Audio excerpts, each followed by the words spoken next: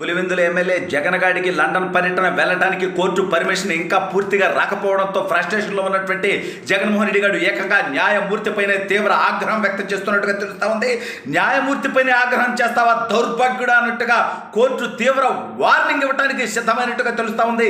అసలు ఇంతకీ జగన్గాడు ఇంతగా ఎందుకు ఫ్రస్ట్రేట్ అవుతున్నాడు, కోర్టు ఎందుకు వార్నింగ్ ఇవ్వాల్సినటువంటి పరిస్థితి వచ్చేసింది అనేటువంటిది ఈ వీడియోలో వివరించబోయే ముందుగా ఇప్పటి వరకు మన ఛానల్ సబ్స్క్రైబ్ చేయని వాళ్ళు ఖచ్చితంగా సబ్స్క్రైబ్ చేయండి.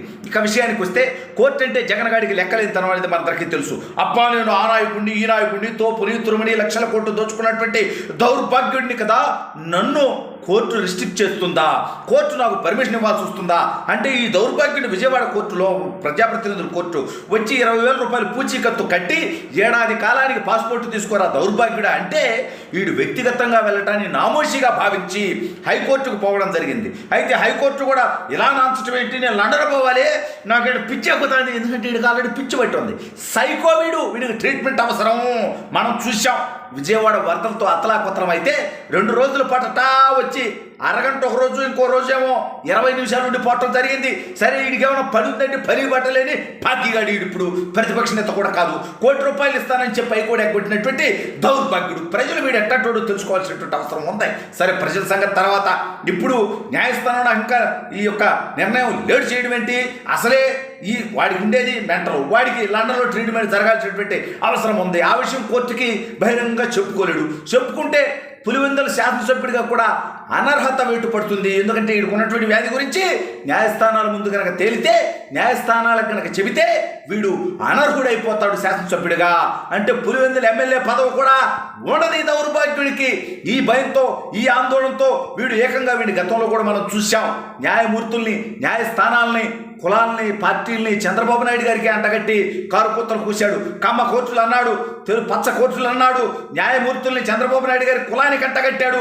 ఏకంగా ఒక తెలుగువాడు సుప్రీంకోర్టు ప్రధాన న్యాయమూర్తి అవుతుంటే దాన్ని సహించలేక భరించలేక ఏకంగా రాష్ట్రపతి గారికి, ప్రధానమంత్రికి, సుప్రీంకోర్టుకి లేఖలు రాశాడు ఈ నీచుడు ఎన్వి రమణ గారి గురించి. అటువంటి నికృష్టపు చరిత్ర వీడికే ఉన్నది.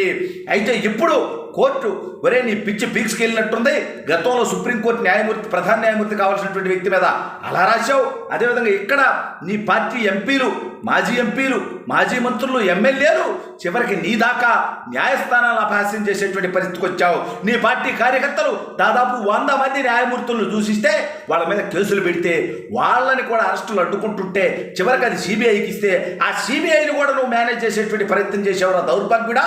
నువ్వు ఇదే విధంగా ముందుకెళ్తే ఈ భారతదేశంలో అత్యున్నతమైనటువంటి వ్యవస్థ అయినటువంటి న్యాయ వ్యవస్థని ఈ రకంగా నువ్వు గనక చెరబట్టేటువంటి ప్రయత్నం చేస్తే, అంతే ఈ గతంలో సుప్రీంకోర్టు, హైకోర్టు న్యాయమూర్తులుగా ఉన్న కొట్టం కోసం వాళ్ళ ఇళ్లలో వివాహాలు, శుభకార్యాలు జరిగితే వాళ్ళు పిలవకుండానే వీడు మనుషులను పంపించి ఈ బ్రోకర్ గారు సజ్జల్ని, లేకపోతే వాడు టీటీడీ ధర్మారెడ్డి గారిని వీళ్ళని పంపించి వాళ్ళకి గిఫ్ట్లు ఇచ్చేటువంటి ప్రయత్నం చేసేవాడు. కొంతమంది చీకొట్టారనుకో అది వేరే విషయం. గతంలో వీడి సన్నిహితుడు గాలి జనార్దన్ రెడ్డి కూడా న్యాయమూర్తులను కొనేటువంటి ప్రయత్నం చేసి ఆ న్యాయమూర్తి అమ్ముడు పోయేటువంటి ప్రయత్నం కూడా చేసి అదంతా బయటకు వచ్చి అతను ఆ పదవి పోగొట్టుకొని ఈడేమో జైల్లోనే గడిపినటువంటి పరిస్థితి. సరే ఇప్పుడు జగన్గాడు బయలు మీదే బయట తిరుగుతూ ఉన్నాడు.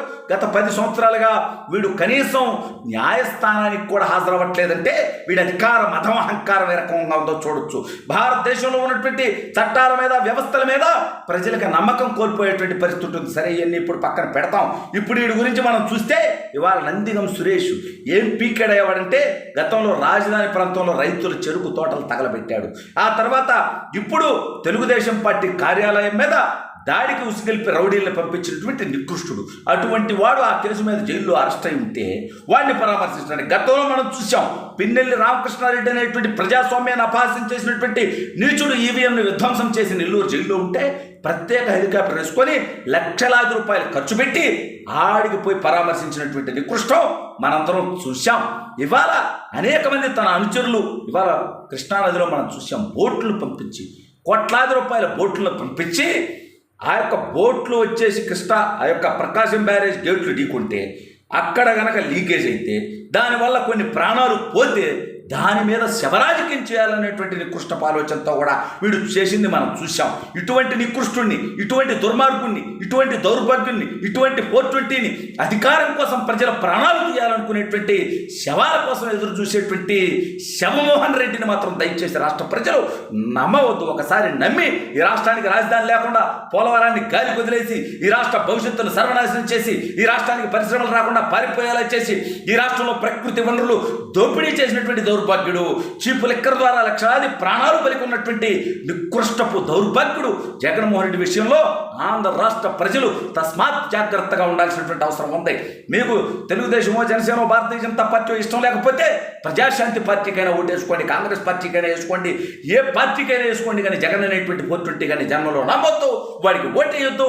వాడిని నమ్మితే, వాడికి ఓటేస్తే ఈ రాష్ట్రంలో వ్యవస్థలన్నీ విధ్వంసం అవుతాయి, ఈ రాష్ట్ర ప్రజల భవిష్యత్తు సర్వనాశనం అయిపోతుంది. కాబట్టి ఈ దౌర్భాగ్యుని నమ్మొద్దు. వీడు వ్యవస్థలో ఉన్నటువంటి ఏ వ్యవస్థ అన్నా కూడా, ఈ దేశంలో ఉన్నటువంటి ఏ వ్యవస్థ అన్నా కూడా ఈ నీచుడికి కనీసం గౌరవం లేదు.